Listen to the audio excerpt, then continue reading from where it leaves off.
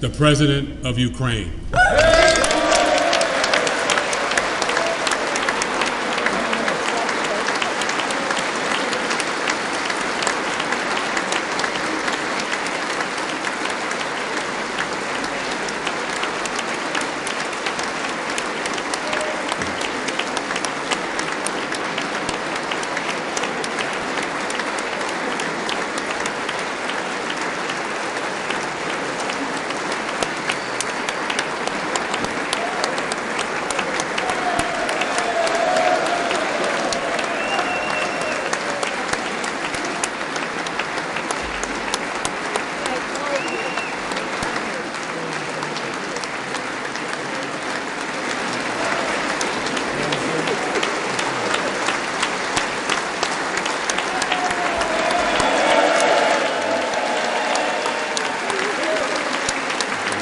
Thank you so much.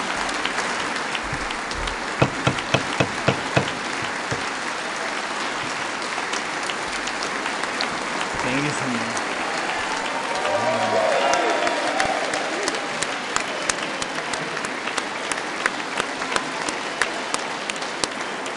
Героям слава.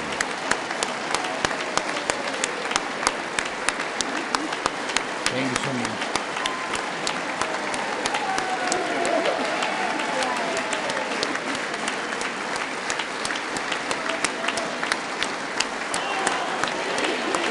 Героям слава!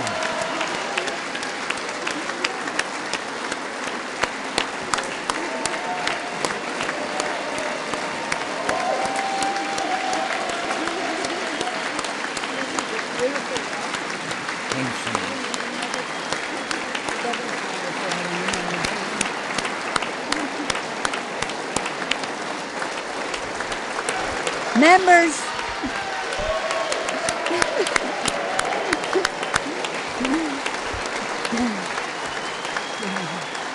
members of Congress.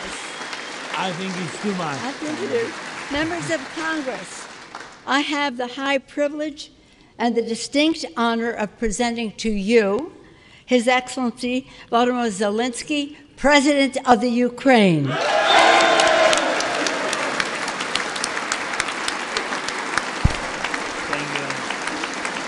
Thank you so much.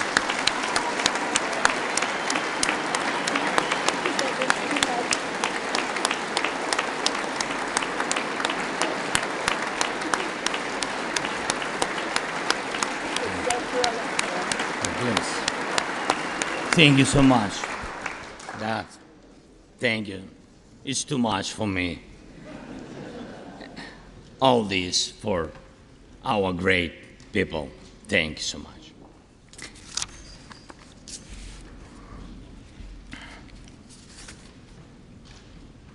Dear Americans, in all states, cities, and communities, all those who value freedom and justice, who cherish it as strongly as we Ukrainians, in all our cities, in each and every family, I hope my words of respect and gratitude resonate in each American heart.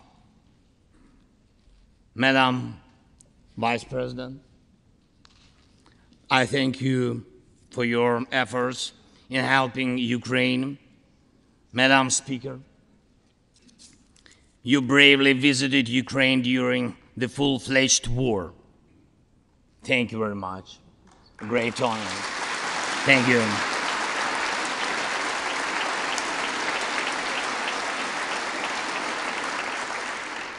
Great privilege to be here. Dear members of the Congress, representatives of both parties, who also visited Kiev, esteemed congressmen and senators from both parties who will visit Ukraine, I'm sure, in the future. Dear representatives of diaspora,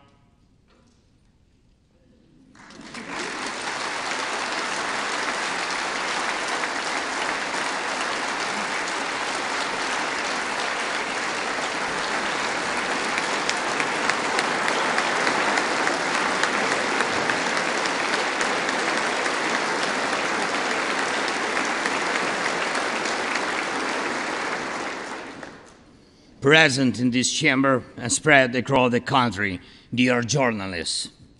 It's a great honor for me to be at the US Congress and speak to you and all Americans. Against all odds and doom and gloom scenarios, Ukraine didn't fall. Ukraine is alive and kicking.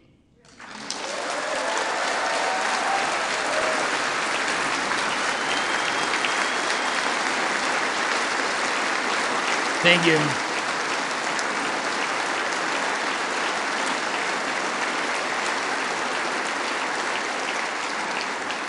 And it gives me good reason to share with you our first joint victory. We defeated Russia in the battle for minds of the world. We have no fear, nor should anyone in the world have it. Ukrainians gained this victory, and it gives us courage, which inspires the entire world. Americans gained this victory, and that's why you have succeeded in uniting the global community to protect freedom and international law. Europeans gained this victory, and that's why Europe is now stronger and more independent than ever. The Russian tyranny has lost control over us.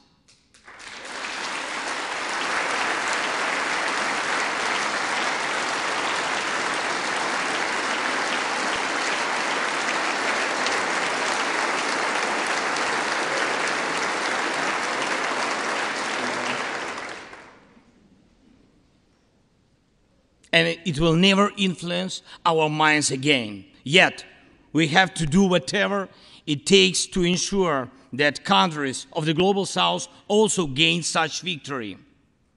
I know one more, I think, very important thing. The Russians will stand a chance to be free only when they defeat the Kremlin in their minds.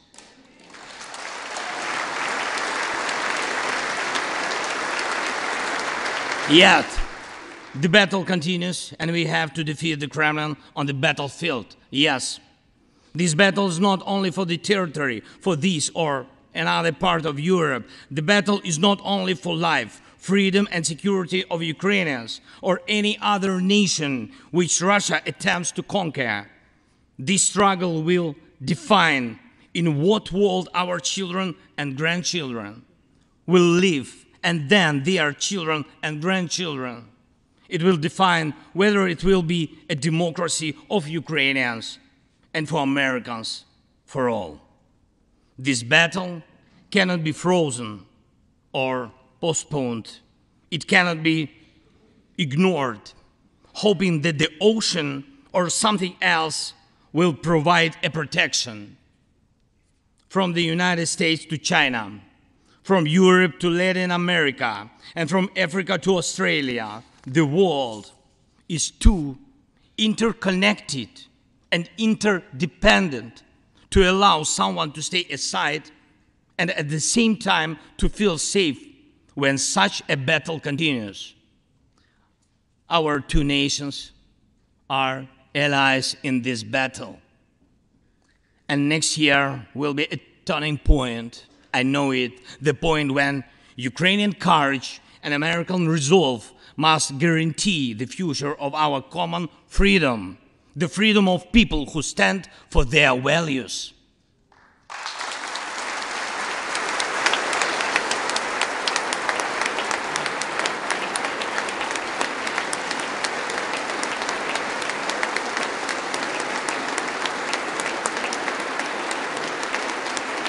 Ladies and gentlemen,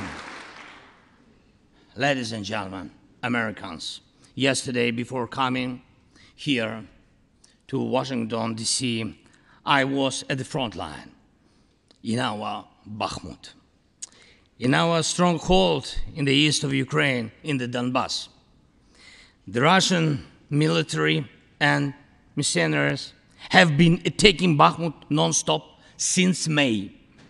They have been attacking it day and night, but Bakhmut stands.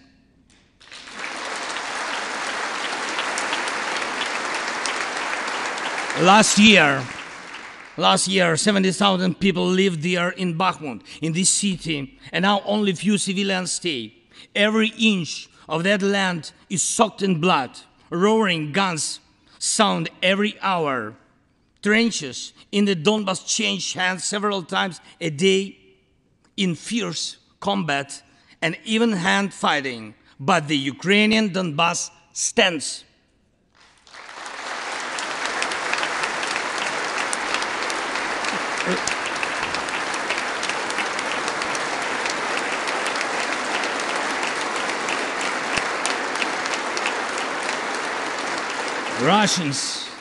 Russians use everything they have against Bakhmut and our beautiful cities.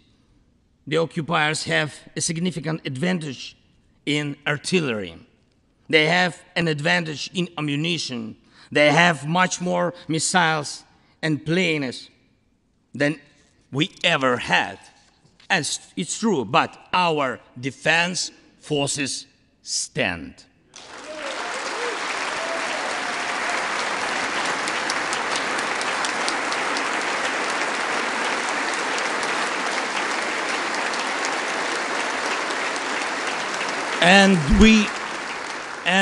And we all are proud of them. The Russians' tactic is primitive. They burn down and destroy everything they see. They send thugs to the front lines. They send convicts to the war. They threw everything against us, similar to the other tyranny, which is in the Battle of the Bulge. Threw everything it had against the free world, just like the brave American soldiers, which held their lines and fought back Hitler's forces during the Christmas of 1944. Brave Ukrainian soldiers are doing the same to Putin's forces this Christmas.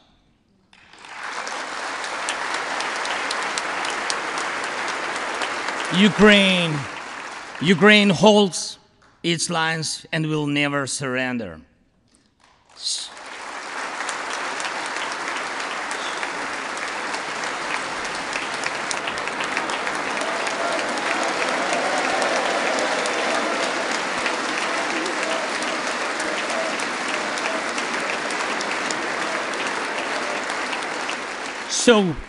So here is the front line. The tyranny which has no lack of cruelty against the lives of free people. And your support is crucial, not just to stand in such fight, but to get to the turning point to win on the battlefield. We have artillery. Yes. Thank you.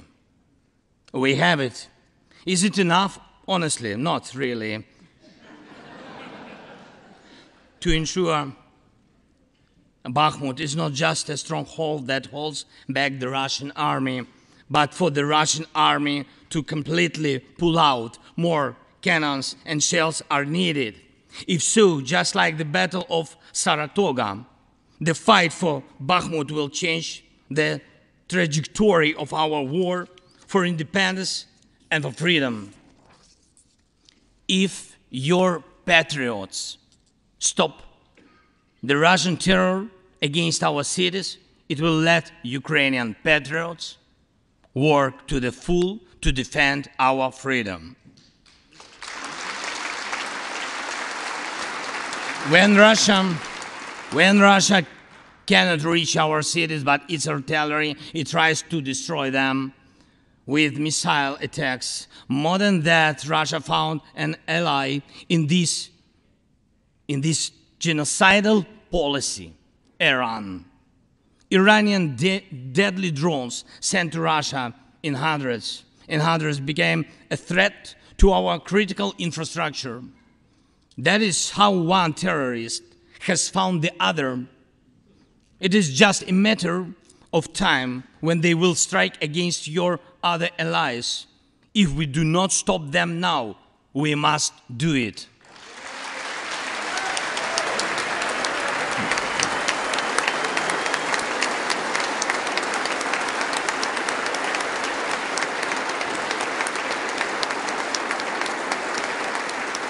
I believe there should be no taboos between us in our alliance. Ukraine never asked the American soldiers to fight on our land instead of us. I assure you that Ukrainian soldiers can perfectly operate American tanks and planes themselves.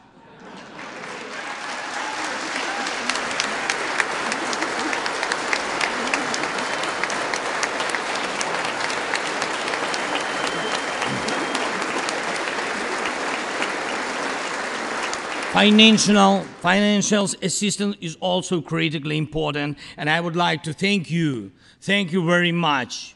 Thank you for both financial packages you have already provided us with and the ones you may be willing to decide on. Your money is not charity. It's an investment in the global security and democracy that we handle in the most responsible way.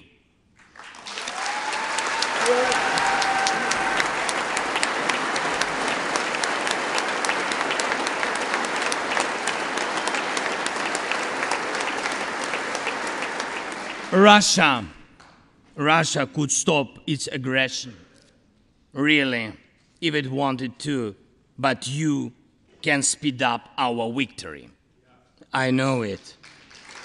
And it will prove to any potential aggressor that no one can succeed in breaking national borders, no one committing atrocities and reigning over people against their will.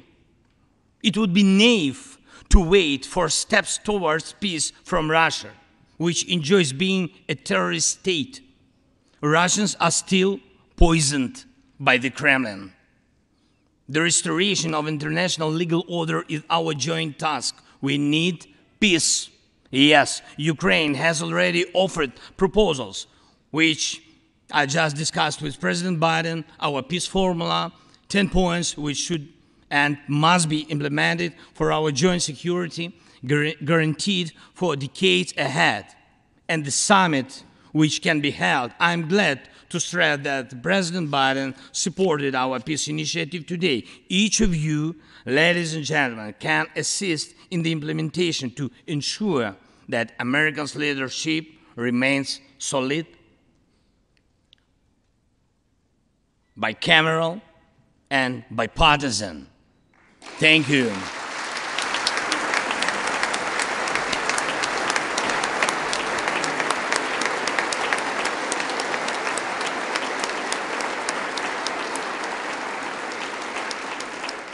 You can strengthen sanctions to make Russia feel how ruinous its aggression truly is. It is in your power, really, to help us bring to justice everyone who started this unprovoked and criminal war. Let's do it. Let terrorists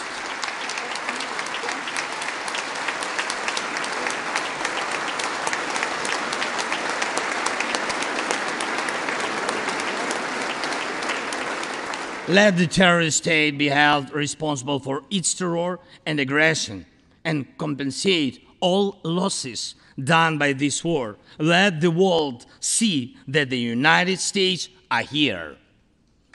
Ladies and gentlemen, Americans, in 2 days, we will celebrate Christmas. Maybe candlelit. Not because it's more romantic, no, but because there will be no electricity. Millions won't have neither heating nor running water. All of these will be the result of Russian missile and drone attacks on our energy infrastructure. But we do not complain. We do not judge and compare whose life is easier. Your well-being is the product of your national security, the result of your struggle for independence and your many victories. We, Ukrainians, will also go through our war of independence and freedom with dignity and success.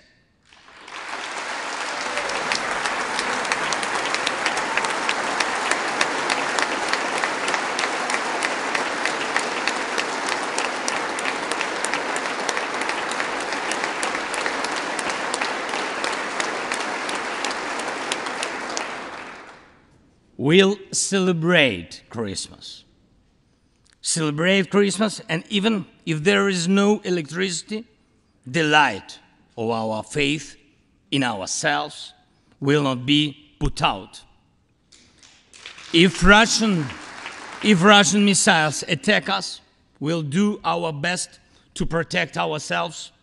If they attack us with Iranian drones and our people will have to go to bomb shelters on Christmas Eve, Ukrainians will still sit down at the holiday table and cheer up each other.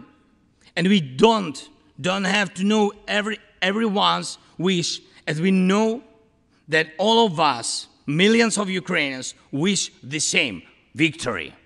Only victory.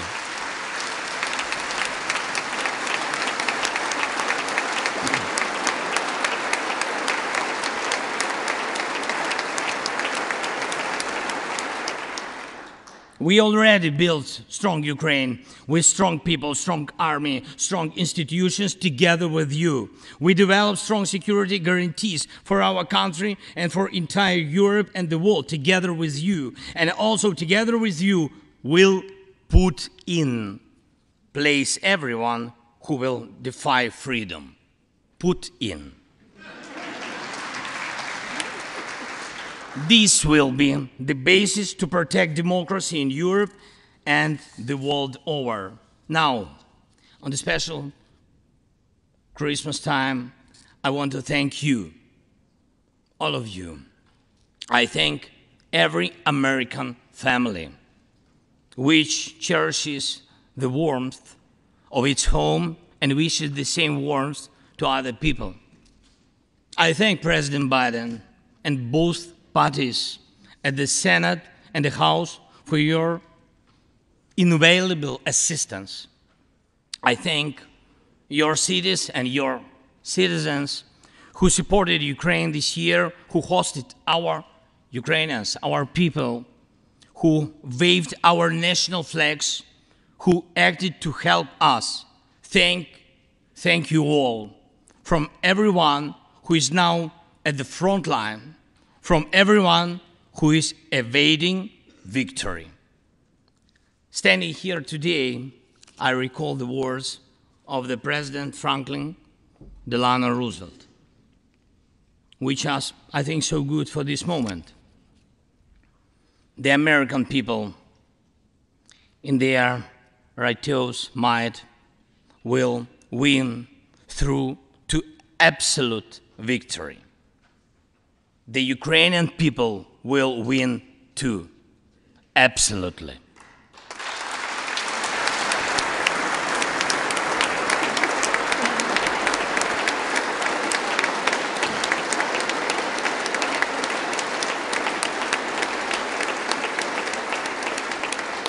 I know that everything depends on us, on Ukrainian armed forces, yet so much depends on the world. So much in the world depends on you.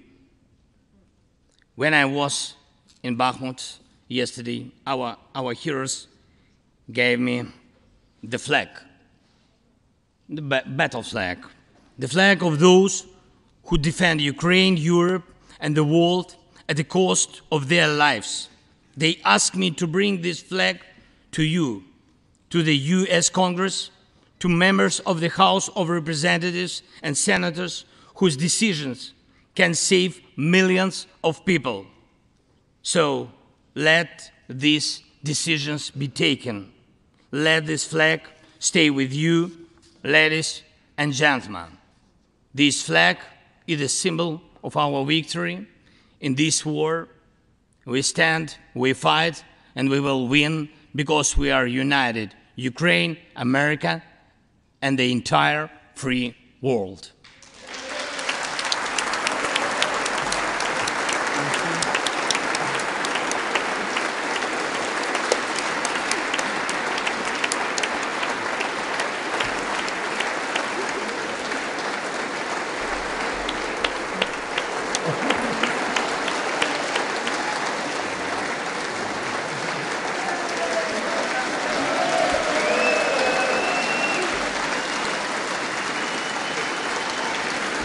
Just one thing, if I can, the last thing, thank you so much. May God protect our brave troops and citizens. May God forever bless the United States of America. Merry Christmas and happy, victorious New Year. Slava Ukraini!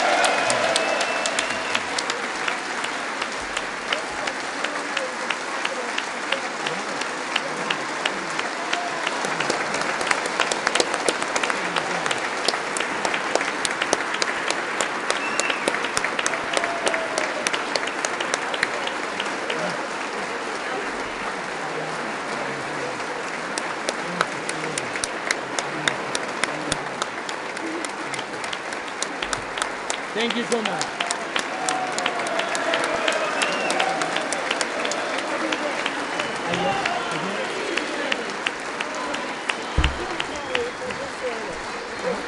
The capital today for you. Okay. To me, Somebody will carry it. I can hold. Okay. We'll turn around. Yes. There we go.